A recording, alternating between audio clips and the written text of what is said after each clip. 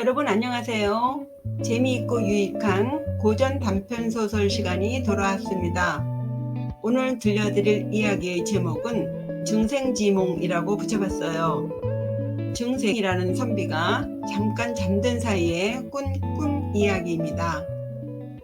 일반적으로 꿈이라는 것은 세상을 살아가면서 그토록 원하였지만 결국 이룰 수 없었거나 또 이루기 어려웠기 때문에 의도적으로 스스로 억제했던 것들, 그런 것들이 꿈으로 표출된다고 합니다.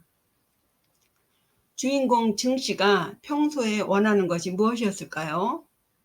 그의 꿈 이야기 들으시면서 우리가 바라고 있는 꿈이 얼마나 허황되고 무모한 것인지, 나아가 또 어떤 무서운 결과를 초래할 수도 있는지 짐작해보는 시간이 되시길 바랍니다. 화면에 내용과 관련된 한자와 한문이 나가고 있으니 관심이 있으신 분들은 내용과 함께 익히시길 바랍니다. 그럼 이야기 시작하겠습니다. 옛날에 복건성에 증효렴이라는 자가 살았는데요. 그는 매우 높은 점수로 상서성에 부임이 되자 여러 신임 관리들과 함께 교회로 놀러 나갔습니다. 듣자 하니 마침 비로선원에 있는 한 쪽집게 점쟁이가 용하다고 해서 겸사겸사 동료들과 함께 말을 타고 그곳에 가서 운수점도 치기로 하였습니다. 그들은 점쟁이의 방 안에 들어가서 점쟁이에게 두 손을 모아 업을 하고 앉았습니다. 점쟁이는 그들의 의기양양한 모습을 보고는 몇 마디 아첨의 말을 하였어요. 그러자 증생은 거들먹거리며 부채를 붙이면서 거만한 웃음을 띠며 묻기를, 내가 망포를 입고 옥대를 두를 만한 은수가 있겠소이까? 합니다. 점쟁이는 여부가 있냐는 듯이 정색을 하며 20년 태평세월 동안 재상을 지낼 것이요 라고 예언을 했어요. 그 말을 들은 증생의 기세는 더욱 기고만장해졌겠지요. 그때 마침 밖에 가랑비가 소리 없이 내리고 있어서 그는 동료들과 더불어 스님들의 처소로 잠시 몸을 옮겨 비를 피하기로 했습니다. 방에 들어가니 한 노승이 앉아 계시는데 두 눈이 움푹 파이고 콧날이 우뚝한 것이 범상치 않아 보였습니다만 꼿꼿하게 부들방석에 앉아 예를 표하지 않으니 그들도 스님을 본체만치 하며 대충 합장을 하는 둥 마는 둥 손을 한번 슬쩍 올려 보이고는 좁은 평상에 몰려앉아 자기들끼리 이야기를 나누었지요. 모두들 증생이 재상이 될 것이라는 그 점쟁이의 말에 상기되어 서로 앞다투어 증생에게 축하 인사를 해주니 증생은 더욱 심기가 고양되어 손가락으로 동료들을 일일이 가리키며 한마디 합니다. 내가 재상이 되면 제일 먼저 장현장을 추천하여 남쪽의 총병관인 남무를 시키고 집안의 사촌 형제들은 최소 무관장교 정도로 참장이나 유격에 앉히며 우리 집의 노복들에게도 정삼품 정도의 무관인 천총이나 종사품 정도의 파총 정도의 벼슬은 줘야겠지. 그리하면 내 마음이 매우 흡족할 걸세. 하니 자중에 앉아있던 사람들 모두 파한대소했습니다. 그렇게 담소를 나누는데 시간이 지나도 좀처럼 문 밖의 빗줄기는 잦아들지 않고 더욱 거세어지자 증생도 나른하여 평상에 배를 깔고 누웠습니다. 그때 갑자기 궁중에서 파견된 2명의 환관이 천자의 친필 조서를 가지고 들이닥치더랍니다. 천자께서 속히 국정을 논의해야 하니 증태사를 불러오라는 명이었어요. 증생은 드디어 때가 왔다 싶어 득이 만연해하며 서둘러 입거를 합니다. 천자는 그를 반가이 맞이하며 당신의 바로 앞자리에 앉으라 하더니 온화한 말투로 오랫동안 함께 이야기를 나누어 주시더래요. 그리고는 상품 이하의 벼슬은 모두 증태사가 알아서 출척하라 명하고 그에게 망포와 옥대, 명마를 하사하시더랍니다. 증생은 하사하신 망포를 입고 옥대를 차고 천자의 은혜에 감사하는 절을 드리고 나와서 말을 타고 집으로 향했습니다. 집에 도착해보니 집도 옛날의 자기가 살던 집이 아니더래요. 용마루에는 알록달록 오색의 그림이 그려져 있고 석가래에는 울퉁불퉁 조각이 새겨져 있는데 참으로 화려하고 장엄하더랍니다. 증생은 스스로 생각해도 어떻게 이렇게 모든 것이 갑자기 변했는지 알 수가 없더래요. 그가 수염을 비비 꼬으며 조그만 소리로 이리 오너라 해도 예이 하며 대답하는 소리가 마치 우레치듯 하였고요. 또 얼마 있으니 여러 공경대부들이 바다 밖의 진귀한 예물들을 보내왔으며 고개와 허리를 굽히고 아부하는 자들이 대문 밖에 줄을 섰답니다. 증생은 육조 판서의 벼슬아치들이 오면 버선발로 나아가 영접하였고 시랑 등의 관리들이 오면 읍을 하며 덕담을 나누며 맞이하였고 그보다 아래에 있는 말단 관리들이 오면 그저 가볍게 고개만 까딱 끄덕였답니다. 그런 사이에 또 가무 기생 10명을 보내와서 위로해 주는데 모두가 아름다운 여인들이었대요. 그 중에 더더욱 아름다운 요요와 선선 이 두 여인들을 그는 각별하게 총애했답니다. 그는 조정에 나가지 않고 쉬는 날에는 종일 여학사들의 노래를 듣는 것이 일이었어요. 그러던 어느 날이었습니다. 하루는 문득 그가 일찍이 아직 벼슬에 나가지 못했을 때 자기 고을의 관리였던 왕자량이 두루두루 자신을 살펴주었던 일이 생각이 나더래요. 지금 내가 높은 벼슬에 앉았는데 그는 아직도 관청에서 벗어나지 못하고 있구먼. 이때 내가 한번 끌어주지 않을 수 있겠소? 하고는 그 다음날 아침 일찍 날이 밝기를 기다려 입거리에서는 황상께 그를 간의 관으로 천거하는 상서를 올리니 황제는 즉시 그를 발탁하려는 유지를 내리시어 왕자량은 곧바로 임용되었습니다.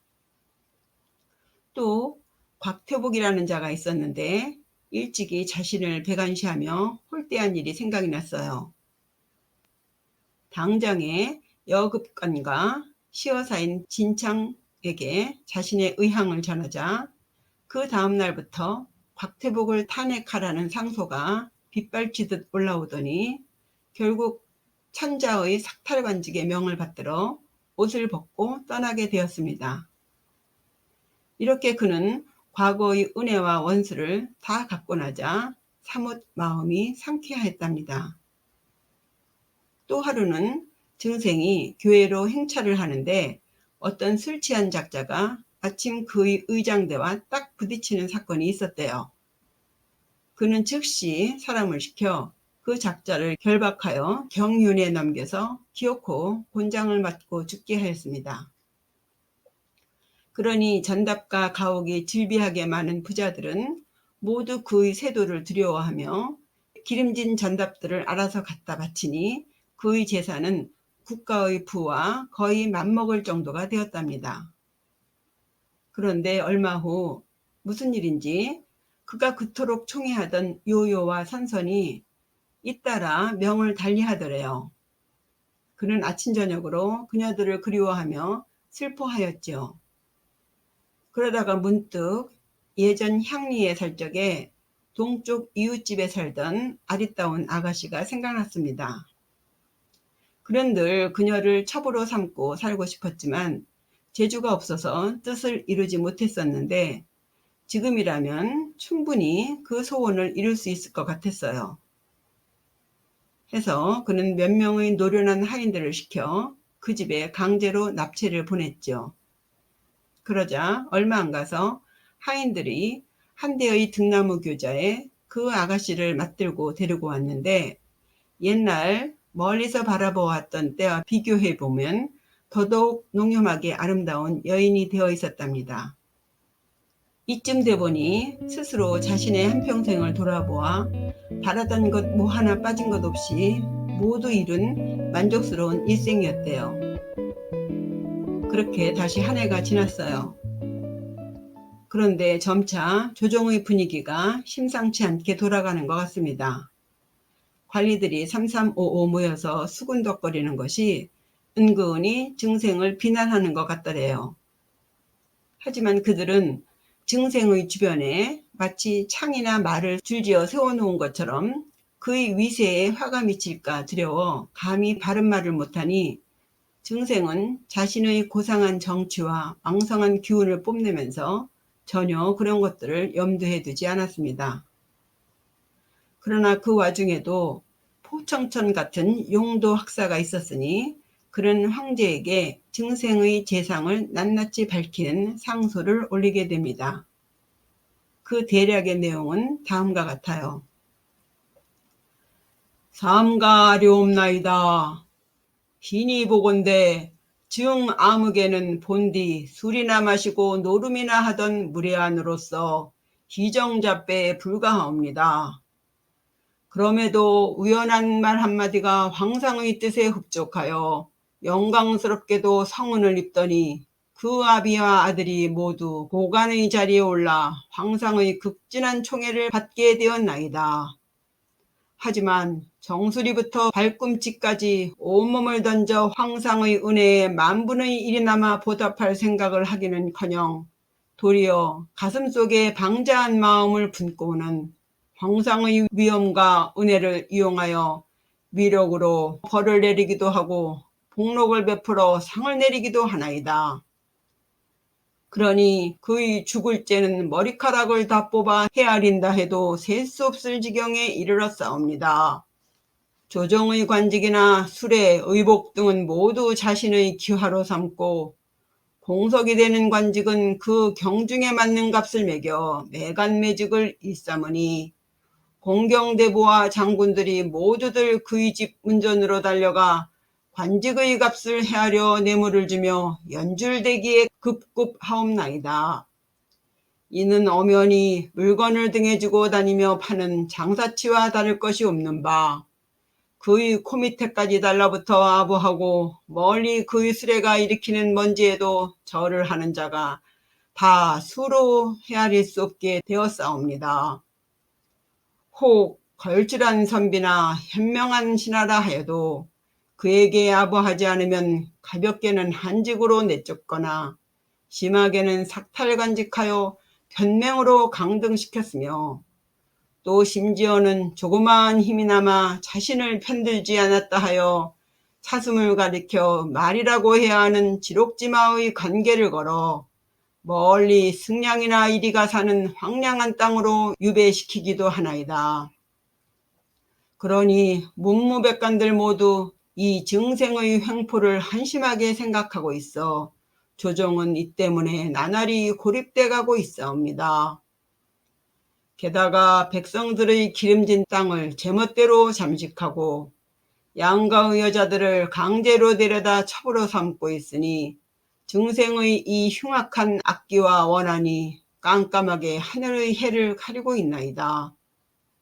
그의 노복들이 한번 움직이기라도 하면 군수와 현령들이 그들의 눈치를 봐야 하옵고, 그의 편지가 한 통 도착하면 삼사와 양원이 법을 어겨야 하오며, 그의 종놈의 자식들까지 사돈의 팔촌들까지도 대문 밖을 나서면 관용 수레를 타고 바람이 가면 번개가 치듯이 앞뒤에서 물러가라 호령하며 거리를 누비나이다.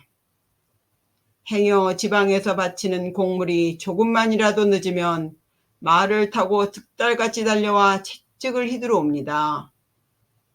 이처럼 백성들에게 해를 끼치고 관부의 관리들을 종부리듯 하니 그의 시종들이 왔었던 들엔 풀조차 남아나지 않사옵니다. 그런데도 증생은 여전히 불같이 타오르는 기세와 혁혁한 세도로 황상의 총애만을 믿고 조금도 뉘우치는 기색이 없사옵니다. 그저 황상의 부르심을 받고 궁중에서 아련할 때면 납작 엎드려 나아가 굽실거리다가 겨우 별탈 없이 대궐에서 물러나오면 벌써 그의 후원에서는 노랫소리와 가무가 펼쳐지고 있사옵니다. 그렇게 음주가무를 돋우는 기생들과 쥐하로 황혼무도하게 놀아나고 있으니 국가의 대사와 민생에 대한 걱정은 언제 하겠는지요. 세상 천지에 이런 재상이 어디에 있사오리까. 조정 안팎으로 놀라운 위엄비어들이 돌아다니니 민심은 날로 흉흉해질 따름이오이다. 만약 황상께서 서둘러 도끼나 작두로 베어 죽이는 극형을 내리시지 않으신다면 그의 건세로 보건대 반드시 조조와 왕망이 그랬듯 국가를 반역하는 화를 입으실 것이 분명하옵니다. 신은 밤낮으로 이것이 두려워 감히 편안할 데가 없사와 죽음을 무릅쓰고 그의 재상을 열거하여 아뢰옵나이다. 엎드려 바라옵건대 황상께서는 부디 이 간영한 자의 목을 치시고 그가 약탈한 재산을 모두 몰수하시옵소서. 그리하면 위로는 하늘의 노여움을 돌리시는 것이고 아래로는 백성들의 억울한 마음을 시원하게 풀어주신 것이 되오나이다. 만약 신이 아뢰는 말씀에 한치의 거짓과 잘못이 있어오면 칼로 베이든 톱으로 잘리든 끓는 물에 삶아지든 어떠한 잔혹한 형벌이라도 기꺼이 감수할 것이 없나이다. 감히 우러러 말씀드리옵건대 황상께서는 밝게 살피시옵소서 라고 하였습니다.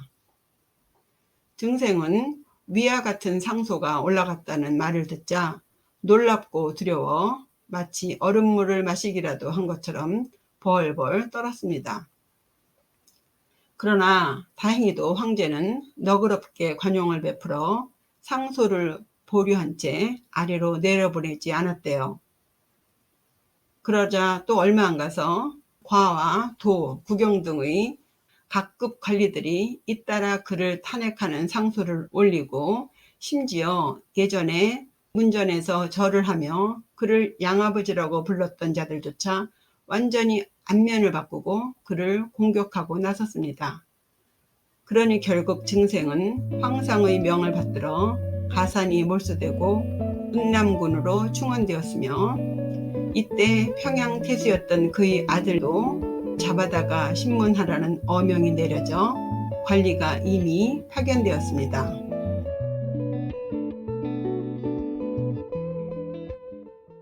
바야흐로 증생이 이 성질을 받들고 겁에 질려 덜덜 떨고 있는데 바로 그때 칼을 차고 창을 든 수십 명의 무사가 내실로 곧장 들이닥치더니 그의 의관을 벗기고 처와 함께 결박을 지었습니다.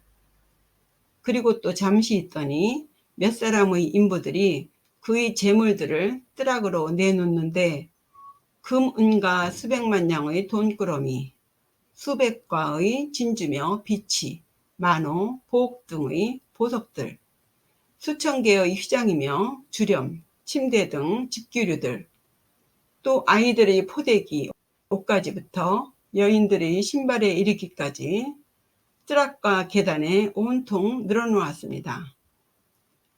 증생이 그 모양을 하나하나 보고 있노라니 참으로 가슴이 쓰리고 눈이 찔리는 듯 아팠답니다.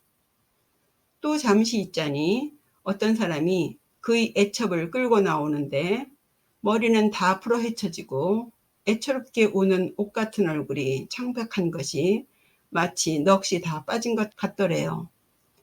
증생은 그 모습을 보자 서러움이 불같이 일어나 가슴을 태웠지만 그저 분을 삼킨 채 감히 말 한마디 하지 못했지요. 또 얼마 있더니 모든 누각과 창고는 열지 못하도록 단단히 잠가버리더랍니다. 그리고는 성난 소리로 증생 나오라고 소리소리를 질러대더니만 호송인들로 하여금 그를 결박하여 끌고 가게 하였답니다.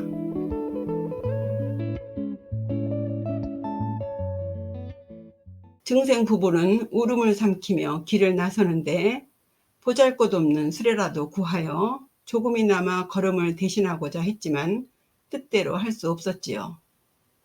10리를 걷자 차의 다리가 후들거려 거의 쓰러질 지경이 되니 증생이 그때마다 손을 잡아 부축해 주었지만 다시 10리를 가자 이번에는 증생 자신도 역시 후들거려 견딜 수가 없었더랍니다. 문득 눈앞에 구름 속까지 치솟는 높은 산이 보이니 증생도 도저히 저 산을 넘어갈 수 없을 것만 같아 아내를 붙잡고 소리 없이 눈물을 흘렸습니다. 하지만 호송이는 누나를 부라리며 조금도 그들의 발길을 멈추게 하지 않았어요. 돌아보니 지던 해는 이미 떨어졌는데 어디고 투숙할 만한 곳이 없어 부득이 비틀비틀 흐느적거리며 걸어가야만 했습니다.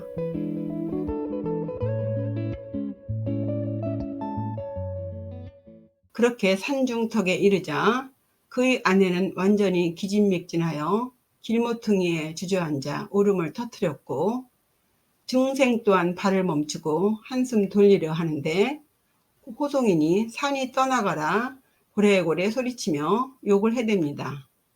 그러자 그때 갑자기 많은 사람들의 목소리가 일제히 와 하고 소란하게 들리더니 떼강도가 저마다 날카로운 칼을 들고 사나운 기세로 날뛰며 몰려오더랍니다. 호송이는 크게 놀라며 잽싸게 도망을 갔고 밧줄에 묶여있던 증생과 그의 처만 꼼짝없이 붙잡히게 되었지요. 그러자 증생은 꿇어앉아 허리를 꽂고 치세우고 말하길 의지할 곳 없는 이 몸은 멀리 기양을 가는 중이라오. 그러니 주머니 속에 아무것도 가진 것이 없소이다. 라며 너그러이 봐달라고 애원하였습니다. 하지만 떼강도는 찢어지도록 눈을 부릅뜨며 선언하길 우리들은 모두 관리들에게 피해를 당한 억울한 백성들이다. 우리가 원하는 것은 다만 간사한 도적의 머리통일 뿐 다른 그 무엇도 필요 없다. 그 말에 증생은 크게 소리치며 꾸짖길 내가 비록 죄를 지어 처벌을 기다리는 몸이지만 조정에서 임명한 관리다. 너희 같은 도적들이 어느 안전이라고 감히 이런 행패를 벌이느냐 하니 이 말이 떨어지기가 무섭게 도적 역시 성을 내며 그 큰 도끼를 증생의 목에 휘두르고 말았습니다. 증생은 자기의 머리통이 쿵 하고 땅바닥에 떨어지는 소리를 들은 것 같았대요. 바야흐로 그의 혼백이 놀라서 지춤거리고 있는데 그때 즉시 2명의 귀신이 다가오더니 그의 손을 등 뒤로 포박하고는 그를 앞으로 가라고 몰아세웁니다. 그렇게 몇 시각쯤 끌려가다 보니 어떤 도회지에 들어서는데 조금 더 들어가니 궁궐이 보이고 그 궁전 전각 위에 추하게 생긴 한 왕이 책상에 기대어 사람들의 죄와 복을 판결하고 있더랍니다. 증생은 앞으로 나아가 그저 목숨만은 살려달라고 엎드려 용서를 비는데 왕은 문서를 펴고 겨우 몇 줄을 읽는 것 같더니만 불같이 화를 내며 말하길 이놈은 임금을 속이고 국가를 망친 죄를 범했으니 기름솥에 쳐넣는 것이 마땅하노라 합니다. 그러자 오만 귀신들이 마치 천둥이 치듯 일제히 옳다고 하답하니 그 즉시 거구의 귀신이 나타나 그를 잡아채 섬돌 아래로 내동댕이 치는데 그가 보니 솥의 높이는 7자가 넘고 가마솥 주변에는 숯불이 이글이글 타오르고 있었으며 솥의 다리는 벌겋게 달구어져 있더랍니다. 중생은 벌벌 떨며 애절하게 슬피 울었지만 아무리 해도 숨을 길이 없었습니다. 이어서 귀신이 왼손으로는 그의 머리채를 움켜잡고 오른손으로는 발목을 잡더니 증생을 솥 가운데로 던져버리고 말았습니다. 증생은 자신의 몸뚱이가 끓는 기름결을 따라 위아래로 오르내리자 살과 가죽이 타는 고통이 심장까지 뻗치는 것을 고스란히 느꼈습니다. 게다가 펄펄 끓는 기름이 입속으로 흘러드니 폐부까지도 모두 지져지더랍니다. 너무나 고통스러워 어서 빨리 죽었으면 좋겠다고 생각했지만 5만 가지 계책도 그를 죽게 할 수는 없었대요. 대략 끼니 때가 되자 또 한 귀신이 나타나더니 커다란 쇠꼬챙이로 그를 찍어내더니만 다시 마당에 무릎을 꿇렸습니다. 왕은 또다시 서류를 뒤적이더니 화를 내며 말하길, 권세를 믿고 사람을 능멸했으니 갈산지옥의 형벌을 받는 것이 마땅하노라 합니다. 그러자 귀신들이 다시 그의 머리채를 잡아챕니다. 문득 바라보니 바로 앞쪽에 산이 하나 보이는데 그다지 넓지는 않지만 깎아지른 듯 뾰족뾰족 서 있는데 마치 날카로운 칼들이 종횡으로 박혀 있는 듯하고 촘촘하게 자란 죽순처럼 넓게 퍼져 있더랍니다. 벌써 몇 사람은 그 칼 끝에 배를 찔려 창자를 흘리며 고통스러워 신음소리를 내는데 너무도 처절하여 볼 수도 들을 수도 없었답니다. 귀신이 증생에게 얼른 그 산으로 올라가라 재촉합니다만 그는 대성통곡을 하며 뒷걸음질을 쳤습니다. 귀신이 독을 바른 송곳으로 뒤통수를 찌르며 밀어보지만 그는 아픔을 참아가며 제발 살려만 달라고 애걸복걸했습니다. 급기야 성이 난 귀신이 화를 버럭내며 그를 번쩍 집어들어서는 공중을 향해 힘껏 던져버렸습니다. 증생은 자기 몸이 구름 위로 던져졌다고 느끼는 순간 한 바퀴 호를 그리며 떨어지는데 칼날들이 번갈아가며 그의 가슴에 꽂히니 그때의 고통은 말로 다 표현할 수가 없었답니다. 다시 한참이 지나자 그의 몸뚱이의 무게로 칼에 찔린 구멍이 점점 넓어져서 순식간에 몸뚱이가 땅바닥에 툭 떨어지는가 했는데 그 순간 그의 사지육신이 자벌레처럼 오그라들더랍니다. 이번에도 귀신은 또 그 자벌레처럼 작아진 그를 몰아서 왕을 뵙게 하였대요. 그러자 왕은 증생이 일평생 매간매직하고 자신의 이름을 팔아 모은 재산이 모두 얼마나 되는지 계산하게 하였답니다. 옆에서 수염이 무성하게 난 어떤 사람이 줍 하나를 튕기며 셈을 마치더니 말하길, 모두 합쳐서 321만 양이옵니다 하네요. 그러자 왕이 그 말을 듣고 명령합니다. 저놈이 쌓아온 것을 도로 다 마시게 하라. 명령이 떨어지자 귀신들이 321만 양의 돈꾸러미를 가져와 섬돌 위에 쌓아놓는데 마치 구름과 같이 높더랍니다. 귀신들은 새 솥에 그 꾸러미들을 조금씩 부어가며 뜨거운 물로 녹였고 대장 귀신이 몇 명의 아래 귀신들에게 명하여 서로 번갈아가며 그의 입에 국자로 샘물을 떠서 들이붓게 하였습니다. 쇳물이 턱으로 흘러들어가니 피부가 역한 냄새를 풍기며 찢어지고 목구멍으로 흘러들어가니 오장육부가 부글부글 끓어오르더래요. 살아서는 이 돈이 너무 적어서 걱정하였는데 지금은 또 너무 많아서 괴롭습니다. 이 끔찍한 형벌은 반나절이 지나서야 겨우 끝났는데 이 벌이 끝나자마자 왕은 또 그를 감주로 압송하여 여인으로 태어나게 하라고 명령합니다. 다시 그가 또 몇 발짝 앞으로 걸어가니 시렁 위에 굵기가 수척이나 되는 쇠 기둥이 보이고 그 주위에 불붙은 바퀴가 하나 돌고 있는데 그 바퀴의 지름이 몇백 유순이나 되는지 알 수 없을 정도였대요. 불꽃이 오색으로 타오르고 번쩍이는 광채가 구름 덮인 하늘을 환하게 비추었습니다. 귀신이 얼른 바퀴 위로 올라가라고 매질을 하니 증생은 두 눈을 질끈 감고 그 위로 뛰어 올라갔는데 그 바퀴는 증생이 발을 디디는 대로 구르더니만 어느 순간 몸뚱이가 아래로 툭 떨어지면서 온몸에 서늘한 기운이 생기더랍니다. 눈을 번쩍 뜨고 자신의 몸을 돌아보니 몸은 벌써 갓난아이로 변해 있는데 계집아이더래요. 그의 부모를 보니 메추라기처럼 누덕누덕 기운 낡은 속옷을 입고 있었고 무너져가는 흙집에 있는 것이라곤 동량바가지와 개 쫓는 지팡이뿐이니 그제서야 자기가 거지의 자식으로 태어났음을 알았답니다.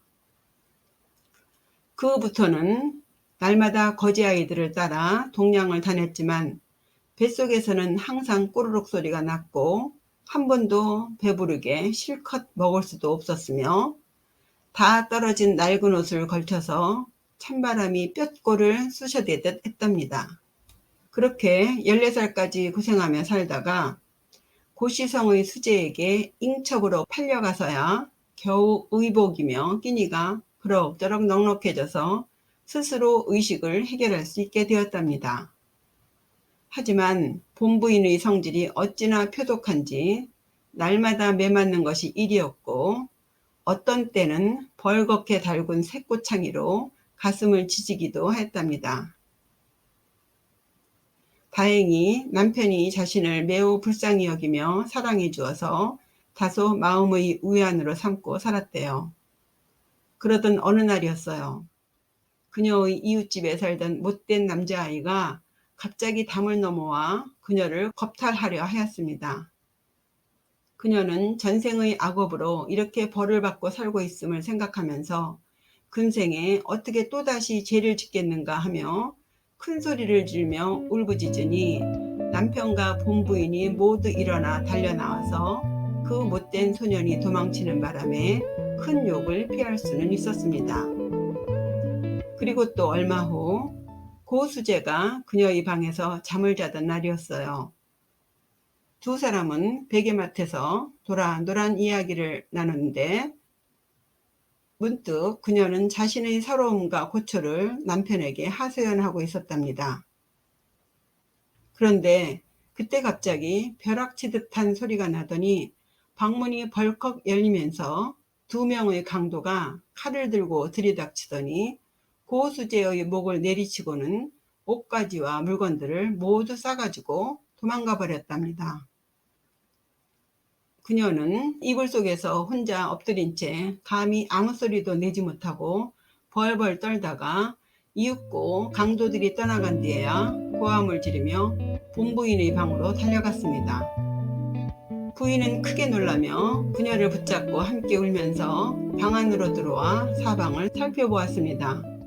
그리고는 마침내 첩이 간통한 남자와 짜고 남편을 살해했다고 의심하여 자사에게 소장을 써서 그녀를 고발했습니다.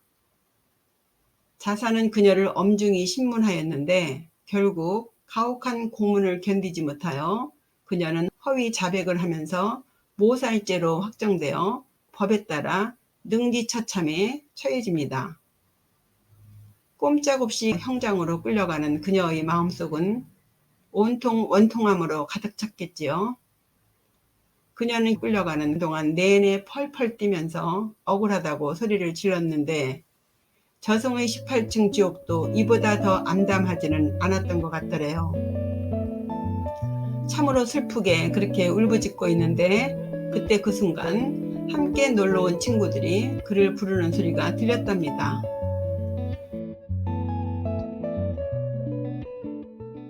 형씨, 가위 눌리는 꿈을 꾸었소? 어째 이리 장코대가 심하오? 화들짝 놀라 깨어보니 노승이 여전히 가부좌를 한 채 그 자리에 앉아있는 모습이 보였답니다. 동료들이 다투어 말하길, 날도 저물고 배도 고파지는데 무슨 잠을 그리도 오래 주무시오. 증생은 참담한 신경이 되어 일어나 앉으니 노승이 그를 보고 빙글에 미소 지으며 입을 엽니다. 재상이 되는 점괘의 징조를 보셨는지요? 증생은 자신이 꿈속에서 겪었던 그 험한 일들을 스님이 마치 다 알고 있는 것 같아 더욱 놀랍고 이상하였답니다. 해서 노승에게 절을 하며 가르침을 청하자 노승이 말하길, 덕을 쌓고 인을 행하면 불구덩이 속에서도 푸른 연꽃을 피울 수 있지요. 나 같은 산승이 무엇을 알겠습니까? 하더랍니다.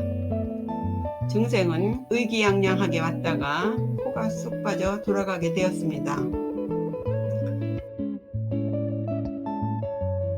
그로부터 재상이 되겠다는 욕심도 점차 수그러들어 그는 결국 산속으로 들어갔다는데 그 뒤 증생이 어떻게 되었는지는 아무도 모른다고 하네요. 이야기는 이렇게 끝을 맺고 있습니다. 작가는 이 이야기에 대해 평하길, 하늘은 선행을 하는 자에게는 복을 주고 음란한 자에게는 재앙을 내린다고 하면서 주인공 증씨가 재상이 된다는 말을 듣고 기뻐한 것은 보통의 우리들이 다 그렇듯 온 정성을 다해 나라와 백성을 위해 힘쓰기 위해서 기뻐한 것은 아닐 것이라고 하였습니다. 재상이 되고 싶어하는 바람 속에는 애국이나 애민은 명분일 뿐 좋은 집과 좋은 차 등등의 부귀영화를 누리고 싶어서라는 것이죠. 작가는 진생의 꿈 이야기를 통해 우리 모두가 지니고 있는 꿈이라는 것이 얼마나 허망한 것이며 또 그 꿈을 이루기 위한 오만 가지 생각 또한 결코 올바르지 않다는 것, 그리고 아울러서 인생의 부귀영화가 참으로 부질없는 것인지라 결코 쫓을 것이 아님을 강조하고 있습니다. 어떠신가요? 공감하시나요? 네, 다시 또 즐겁고 유익한 이야기로 찾아오겠습니다. 구독과 좋아요 잊지 마시고요. 네, 감사합니다. 안녕히 계세요.